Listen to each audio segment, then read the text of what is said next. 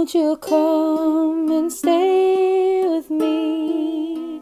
Let's have a little art to heart. Hello, everyone. Welcome to another Art to Heart at Home. This is a show where I talk to creatives about their passions. And on today's show via Zoom, I have Jaimie Filer. What's going on, man? Not much. How are you? Good, good. How are things Awesome. for you? Not too bad. Not too bad. In the apocalyptic world that we live in, not too bad. Yeah, for sure. Thanks for being on the show. A Thank little you. bit about you. You're a comic artist and tattoo artist, yes? Yes, sure am. A Sweet. little bit of everything. Yeah. So being a tattoo artist and a comic artist, where does your art style come from? What are some of your major influences? Wow. It's a very large list, no doubt to that. But I guess like the top 4 or 5 people is I'm a big fan of Jack Kirby, the original Marvel comic book artist and creator. Big fan of him.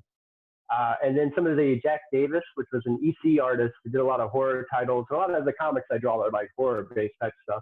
But he was an excellent inker. And those two, there was an underground artist and a tattooer himself named Greg Irons that I look up to a lot. Sadly, he passed away when he was a young man, but he was incredible. He did a lot of different types of art. And he was a little bit kind of like me in the sense that he did everything. He did tattoos, comic books, coloring books, anything that gave him a job, he would take. And I like a lot of the old school tattooers like Sailor Jerry and Cap Coleman, people like that. Oh, cool. Do you feel like you have a distinct style being a tattoo artist? And did you ever try to change it up when you started making your own comics? Or did you just find a nice blend or happy medium of the two? Well, the funny thing is when I started tattooing, how you learn to be a tattooer is you have to copy. It's kind of like copy and masterwork. So my first year of apprenticeship was pretty much just tracing, old Sailor Jerry and Cap Coleman and studying that stuff. So when I got done with that, I looked very, very much like theirs and less of myself. And only in like last 3 or 4 years have I kind of took in all my influence from comic books and tattoo, it just everything and just mixed it together. I think now finally what I draw, I feel looks like what I want it to be. How has this time being at home affected, working and, drawing on people's bodies? Well, it's affected it greatly because the state is mandated that tattooing can't be done right now. And I completely respectfully understand that. Right. I agree with them on that. It's better safe than sorry. I work in a private studio, so it's by appointment only, and it's very condensed in that sense. But at the same time, I have to respect what the state asks out of all of us. So, right now I'm not tattooing. I've just put more focus in my comic books and things like that and trying to get that work a little bit more beefed up. Oh, that's great. Are you missing it at all? Are you missing laying down ink on people? What's funny is I generally stay pretty busy with tattooing when I'm doing it. And I was kind of getting burnt out and I was sort of like, I need a break. And then when all this happened, I was like, oh, cool, I get a break. And by now I'm going crazy. Like I'm debating just about tattooing myself just so I can at least do something, play with machines. And, have you ever tattooed yourself? Yeah, the very first person I ever tattooed was myself. That's kind of how you when you finally start to tattoo out of an apprenticeship, you have to learn how you feel. So that's what I do. And I make it a rule too, if I purchase new machines or if I retool machines and things like that, I may touch up a tattoo on me or, put a small one on me just to make sure the machine's operating right. It's a big part of the process is making sure those machines are doing what they should. Oh, wow. Okay. That's real interesting. But I feel like you need a certain amount of confidence to, draw on someone. It's funny as I think that like most tattooers I know are probably their harshest critics, and I'm definitely one myself. But at the same time, you kind of have to at least know that it'll be okay in the end. You gotta turn out the best job you can. If you're gonna tattoo something on me, what would it be? And I'm thinking giant tribal face tattoo. Oh, really? Mike Tyson-esque, Yeah. Or like a heart on your arm. Maybe like a good like heart on the arm, so it's a little meta. Oh, yeah, yeah. Heart on the heart. Heart on the heart. I like that. That's pretty cool. How long Yeah. have you been doing your own comics, and what are you currently working on? Believe it or not, I started drawing comics and publishing them when I was about 14. Sweet. They were small mini comics. Yeah, the first one I did was called Psycho, I believe, and I still have an issue or two of it left around this house somewhere.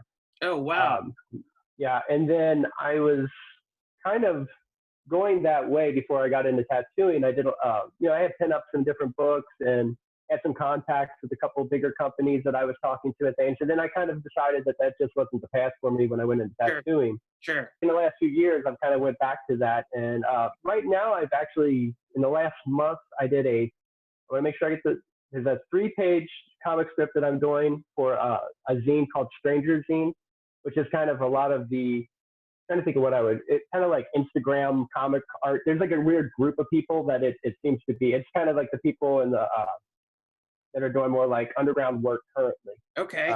And like more indie work. So Yeah. I'm in a book of that. And then there's Death House UK, which is a zine that comes out of the UK that's based on Sweet. horror. I just did a 2-page for them. Oh, cool. You like playing with horror? Oh yeah, very much. Yeah. I'm a That's big, cool. I grew up in the era of like the video store, Yeah. and there was a neighborhood video store that I can still, like, I got like the American Ninja 2 poster that they were going to throw Sweet. away. Yeah, you rocking like the Budikoff? Oh yeah. All that grindhouse stuff I love. So yeah, I think a lot of that influenced kind of like the stories I like to tell. Getting a chance to look at your art, it definitely has a punk rock grindhouse kind of feel to it. Very much, yeah. So how have you been coping with the pandemic and staying at home? How has this affected your creativity? Well, I tend to not. I have some anxiety issues, and I think that it flared them up to some degree. I Sure. definitely will admit to that. I think that I've noticed since then I've worked a lot.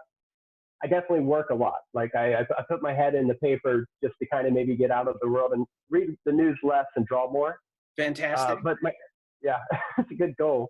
Yeah. And then my artwork though is, and I've had a couple of people even ask me, they're like, "Why is your stuff so weird lately? Like it's very kind of you've done this very ultra weird type of art." And I'm like, we're living in a very ultra weird time. So Yeah. I think it's just a reflection of that. And Yeah. I've been kind of going back, and I'm a horror fan, and rereading and listening to some books on tape of H.P. Lovecraft and the ideas of like cosmic horror Sure. and body horror and stuff Yeah. like that. And I think that amidst what's going on has definitely affected probably the last like 3 or 4 weeks of art that I've been producing. Even the comic strips that I made for these companies definitely have some of that anxiety put into them, I think, from that. But that seems very healthy in the sense, you're taking your feelings and anxieties and pouring them into your art. I think that's wonderful. I think a lot of people that maybe don't have that outlet are searching for something, and it's harder for them. And I feel for them in that sense because we can use that to, it's like a gift to us right now. So you're exercising those creative muscles. Are you doing anything physical? Are you going outside at all, even though we're not supposed to? Yep. Well, other than art, I've been a martial artist for 25 years. I've done pretty much any martial art you could think of. I probably at least trained with somebody who knew it. Yeah. I like nunchucks, obviously. Is it nunchuck or numchuck? Yeah. No, nunchucks. If you hit somebody with them, they're numb, but it's nunchucks. Oh, so the numchucking is like the description of someone getting hit by them. Yeah. Usually yourself when you're banging yourself up with them. Oh, yeah. That's a great numchucker. I have a small area in my basement that I kind of have like a mini gym, and I have a jiu-jitsu dummy, which is real fun. It's like a fake body that weighs about 100 pounds, and I can throw him around and practice my jiu-jitsu, and I run very much. Almost every other day I go for a run or a long walk with a girlfriend. That's awesome. It sounds like you are taking care of your mind and body. That's great. So, Jaimie, I just wanted to thank you for being on the show. It really means a lot here.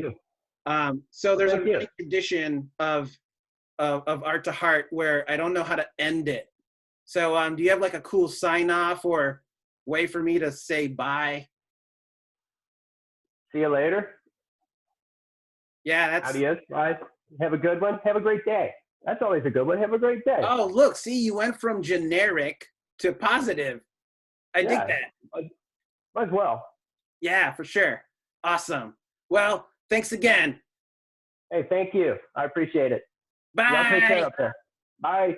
Oh, won't you come and stay with me?